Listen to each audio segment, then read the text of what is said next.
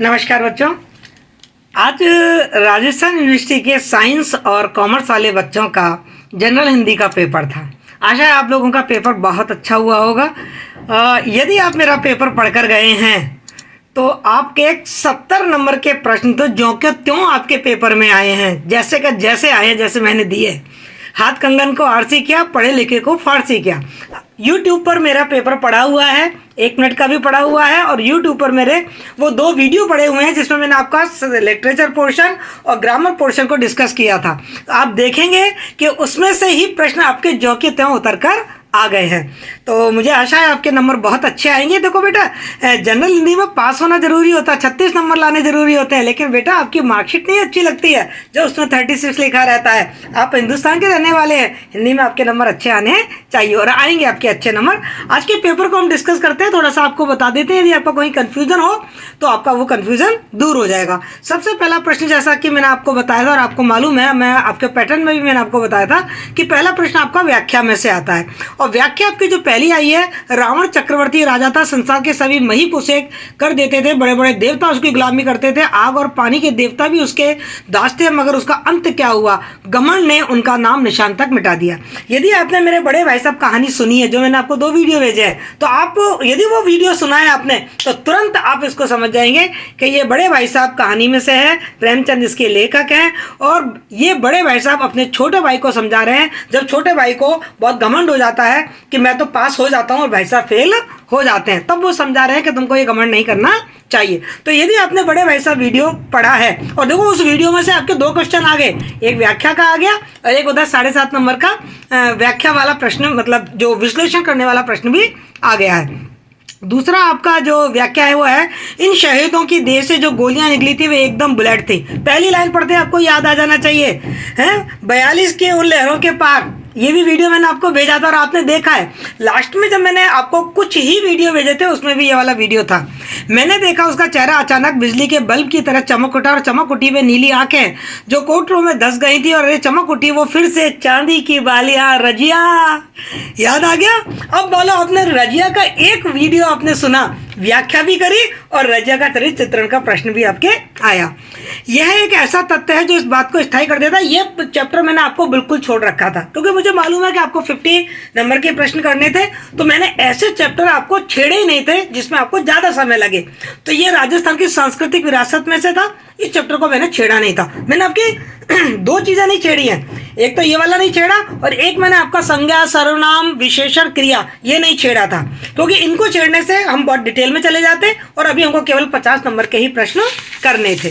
उसके बाद देखिए, गुरु गोविंद तो एक है, दूजा यहू आकर। मैंने आपसे कहा भी था कि यदि आपको 50 नंबर के प्रश्न करने और आपके पास समय लिमिटेड है तो आप पद्य को छोड़ जाइए, आप केवल गद्य कर लीजिए। तो आप यदि गद्य करते हैं तो आप देख लीजिए कि गद्य में ऐसी कोई व्याख्या नहीं है, सिर्फ एक इस व्याख्या को छोड़कर आप आराम से पूरी व्याख्या को कर सकते हैं। अब आते हैं अपन पद्य में। तो पद्य में आपके एक पहला जो पद्य है बाई चांस आपने किया भी है तो आपको मैं बता दूं, ये कबीर में से लिया हुआ है। और दूसरा जो है, निर्गुण कौन देश को वासी। आप मेरा पेपर देखिए जो मैंने आपको गैस पेपर दिया है, उसमें निर्गुण कौन देश को वासी भी मैंने आपको व्याख्या दे रखी है। फिर आपके बसो मेरे नैनन में नंदलाल, ये देखो नीचे लिख रहा है, मीरा के द्वारा रचा हुआ है। और रहीम प्रीत न कीजिए जस खीराने की, ये भी रहीमदास जी का है। तो इसमें से यदि आप चाहते, आपने मेरा पेपर किया है और आप चाहते तो इसमें से आप एक निर्गुण कौन देश को वासी बहुत आराम से कर सकते थे, क्योंकि ये मैंने गैस पेपर में दिया था। आगे देखिए, आपका प्रश्न है, बड़े भाई साहब कहानी की मूल संवेदना स्पष्ट कीजिए। मैंने तो दो वीडियो बना के भेजे आपको और दोनों वीडियो मैंने वेरी इंपॉर्टेंट बताया। आप देखिए, प्रश्न भी आ गया और उधर व्याख्या भी आ गई। 7.5 नंबर का प्रश्न और आपकी 5 नंबर की व्याख्या, यानी कि 12.5 नंबर आपके वो 2 वीडियो के। उसके बाद है, सिकंदर और कौवा कहानी की तात्विक समीक्षा कीजिए। आप सबको सिकंदर और कौवा कहानी भेज रखी है मैंने, और साथ ही आपको याद हो तो मैंने आपको एक वीडियो भेजा था कहानी की तात्विक समीक्षा करके, कि कहानी के कौन कौन से तत्व होते हैं और कोई सी भी कहानी आए आप उसी तत्व के आधार पर उसकी समीक्षा कर सकते हैं। तीसरा प्रश्न है आपका, रजिया रेखा चित्र के आधार पर रजिया का चरित्र चित्रण कीजिए। जो का त्यों आ गया है, गैस पेपर में आप देख लीजिए। तो यदि आप तीसरा करते हैं तो तीसरे का 2 में से एक, बड़े भाई साहब जो का त्यों आ गया, सिकंदर और कौआ भी आ गया और इधर रजिया वाला भी आ गया। फिर देखिए आप, जीप पर सवार लियो पर एक सफलता व्यंग्यपूर्ण रचना, ये भी मैंने आपको पूरा वीडियो भेज रखा है और ये भी आपका गेस्ट पेपर में से आ गया है। फिर आपके संत कबीर की काव्य में व्यक्त दार्शनिक विचारों को स्पष्ट कीजिए, मैंने आपको गेस्ट पेपर में दिया था संत कबीर की काव्यगत विशेषता, तो बहुत कुछ मिलता जुलता प्रश्न का उत्तर है। फिर है आपका सूरदास की भक्ति भावना पर प्रतिपादन कीजिए, ये प्रश्न मैंने सूरदास ना देके मीरा दिया था आपको कि मीरा की भक्ति भावना, मतलब भक्ति भावना तो आई है पर सूरदास की ना आकर मीरा की आ गई, कोई बात नहीं, अथवा है, आपको जरूरी भी नहीं, आपको तो 50 नंबर के प्रश्न करने हैं भाई। तो 50 नंबर के प्रश्न यदि आप ये चारों प्रश्न कर लेते हैं तो यही 30 नंबर के हो जाते हैं, ये कर लेते हैं 5 नंबर का, ये हो जाता है 35 नंबर। और अभी तो आगे चलिए, आगे देखिए, निम्नांकित में से किसी एक विषय पर 300 शब्दों में निबंध लिखिए। आप देखिए गेस्ट पेपर में मैंने आपको कोरोना महामारी पर निबंध लिखवाया है और केवल एक निबंध पर मैंने वीडियो बनाया था, केवल एक ही निबंध, क्योंकि मैं बहुत कॉन्फिडेंट थी कि कोरोना पे निबंध आएगा ही आएगा, और वो मैंने आपको भेजा है, वो वीडियो भी मैंने आपको भेजा है। आपकी ऑनलाइन शिक्षा, ये भी मैंने नाम लिया था यदि आपको याद हो तो, कोरोना महामारी, राजस्थान में पर्यटन की संभावनाएं, विज्ञान और मानवता का भविष्य। फिर है अधिसूचना का प्रारूप तैयार कीजिए, डायरेक्ट ये प्रश्न मैंने आपको नहीं दिया लेकिन मैंने आपको विज्ञप्ति दी है, और विज्ञप्ति अधिसूचना में बारीक सा अंतर होता है जो मैंने आपको विज्ञप्ति वाले वीडियो में ही समझाया है। जो अधिसूचना होती है वो विज्ञप्ति की तरह लिखी जाती है, बस अंतर इतना होता है कि जो अधिसूचना है वो सरकारी दफ्तरों की होती है, विज्ञप्ति दोनों की होती है। अधिसूचना राजपत्र में छपती है, सरकारी राजपत्र में छपती है, और जो विज्ञप्ति होती है वो किसी भी न्यूज़पेपर में छप सकती है, पर उसका प्रारूप एक सा ही होता है। अब आगे चलते हैं, थोड़ा सा अंतर होता है, ऊपर अपन हेडिंग में थोड़ा अंतर करेंगे बस। कारल आदेश शब्द क्या समझते हैं, ये मैंने नहीं समझाया था आपको, बताया भी नहीं था। प्राचार्य राजकीय महाविद्यालय जयपुर की ओर से प्राचार्य राजकीय महाविद्यालय सीकर के नाम एक अर्ध सरकारी पत्र लिखिए, और अब मैंने आपको अर्ध सरकारी पत्र समझाया था। 5 नंबर आपके करारे के करारे आ रहे हैं। फिर है सांबर लेक पंचायत समिति के विकास हेतु सरपंच की ओर से एक ज्ञापन का प्रारूप तैयार कीजिए, ये ज्ञापन मैंने नहीं बताया था, पर अपने अथवा में एक एक प्रश्न आता जा रहा है, मतलब ऐसा कोई प्रश्न नहीं है जहां अथवा में अपन को कोई प्रश्न करने को नहीं मिल रहा है जो हमारे गेस्ट पेपर में था। फिर है आपका निम्नलिखित अवतरण में 1/3 शब्दों में संक्षेपण कीजिए, मतलब मुझे कितनी खुशी हो रही है बेटा कि संक्षेपण की तो कोई सीमा ही नहीं होती, अनलिमिटेड कहीं से भी एग्जामिनर संक्षेपण दे सकता है। पर आप देखिए आपके जो मैंने गेस्ट पेपर में जो संक्षेपण दिया, संक्षिप्तीकरण दिया है, वो जो का त्यों इसमें आ गया कि किसी देश की उन्नति अवनति। आप देखिए मेरा गेस्ट पेपर देख लीजिए और ये देख लीजिए। दूसरा है नारी त्याग और तपस्या की अद्भुत विभूति है, ये मैंने डायरेक्ट तो नहीं दिया था पर मैंने इस पर आपको संक्षिप्तीकरण कराया है। फिर आपका पल्लवन देखिए मैंने जाते जाते वीडियो बनाया था, और परहित सरस धर्म नहीं भाई, ये तो मैंने नहीं समझाया, पर मन के हारे हारा मन के जीते जीत, आपको एक ही पल्लवन करना था, और ये मैंने आपको गेस्ट पेपर में भी दिया है और आपको समझाकर लिखकर भी भेजा है। उसके बाद आपके ग्रामर में है किसी एक उपसर्ग से 2 शब्द बनाइए, बहुत ही ईजी है। आपने ये मैंने आपको कहा था कि यदि आप ग्रामर में बहुत कॉन्फिडेंट हैं तो आप इन सवालों को करना, क्योंकि इसमें गणित की तरह नंबर मिलते हैं, और कॉन्फिडेंट नहीं है तो मत करना। वो कह रहे हैं किसी एक उपसर्ग से 2 शब्द बनाइए, उपसर्ग मतलब जो पहले लगते हैं, ये मैंने आपको समझाया है। तो जैसे अभी, तो अभी मतलब अभिवादन, अभिनय, ठीक है, इस तरीके से आप इसके 2 शब्द, वो 2 शब्द पूछ रहे हैं आपसे तो आप इस तरीके से इसके 2 शब्द बना सकते हैं, अभिनेता, अभियोजन, अभिवादन, अभियान, ठीक है। फिर दूसरा आपका जो उपसर्ग है वो है अनदेखा, अनकहा, अनसुना, अनपढ़, कुछ भी बना सकते हैं बड़े आराम से, बहुत इजी पेपर आया आपका। किसी एक प्रत्यय से 2 शब्द बनाइए, प्रत्यय का मतलब होता है जो पीछे लगते हैं, जैसे एरा, सवेरा, कमेरा, क्लियर, समझ गए, बना सकते हैं ना आराम से। फिर है आपका ईया, है ना, ईया का जैसे बिटिया, बढ़िया, घटिया, ईया लग गया पीछे।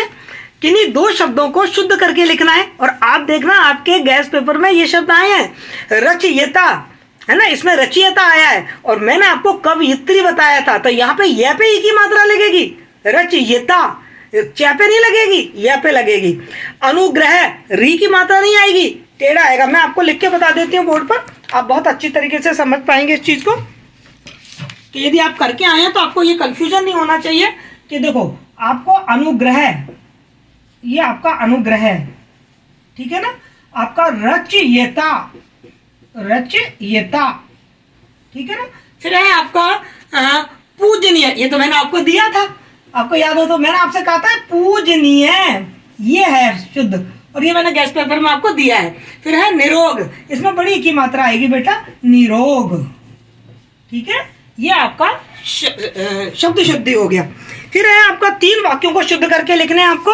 और आप देखिए मैंने गेस्ट पेपर में जो दिए वो आए हैं, आप देखो मैंने एक अनेक वाला दिया था और एक दिन वाला दिया था। आप देखो इसमें अनेक वाले भी इसमें आए हैं और दिन वाला भी आया है। ईश्वर के अनेकों नाम होते हैं, मैंने आपको समझाया था, अनेकों कुछ नहीं होता, अनेक लिख दीजिए, ईश्वर के अनेक नाम होते हैं। मैं प्रातः काल के समय घूमता हूँ, आपको मैंने बताया था कि एक इसमें प्रातः काल के समय, काल अपने आप ही आ गया तो समय हटा दीजिए, और घूमता हूं नहीं आएगा, घूमता हूं, बड़े ऊ की मात्रा आएगी, घूमता हूं, बड़े ऊ की मात्रा आएगी। ठीक है ना।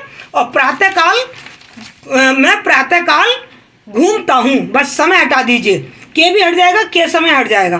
पेड़ पर कोयल बोलती है, तो देखो अपने हिंदी में जब अपन वाक्य संरचना करते हैं ना तो उसमें कर्ता सबसे पहले आता है। तो इसमें कर्ता कौन है? कोयल। बोल कौन रही है? कोयल। तो कोयल को पहले लीजिए आप, कोयल पेड़ पर बोल रही है।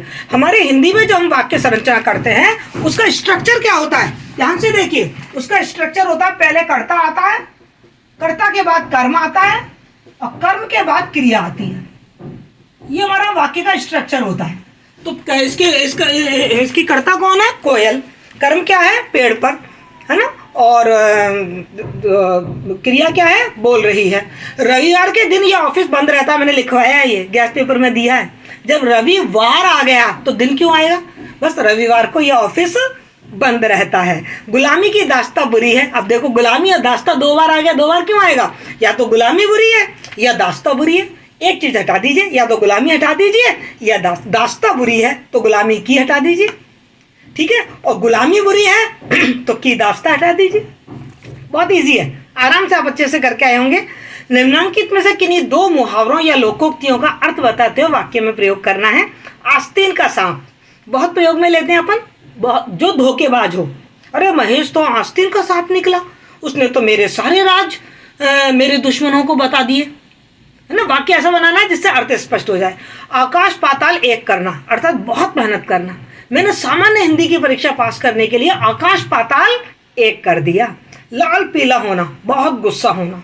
जैसे ही उसने मेरे गुरुजी के बारे में अंट शंट बकना शुरू किया, मैं लाल पीला हो गया, है ना।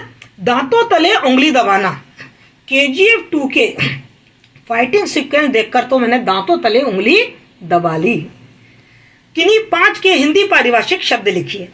देखो अकेडमिक अपन बहुत बोलते हैं, लेकिन हो सकता है कि ये आपको नहीं याद हो, क्योंकि अपने अंग्रेजी के शब्द अपने जुबान पे ज़्यादा चढ़े हुए हैं। फिर भी मैं बता देती हूँ, यदि आप करके आए हैं तो सही है या गलत है।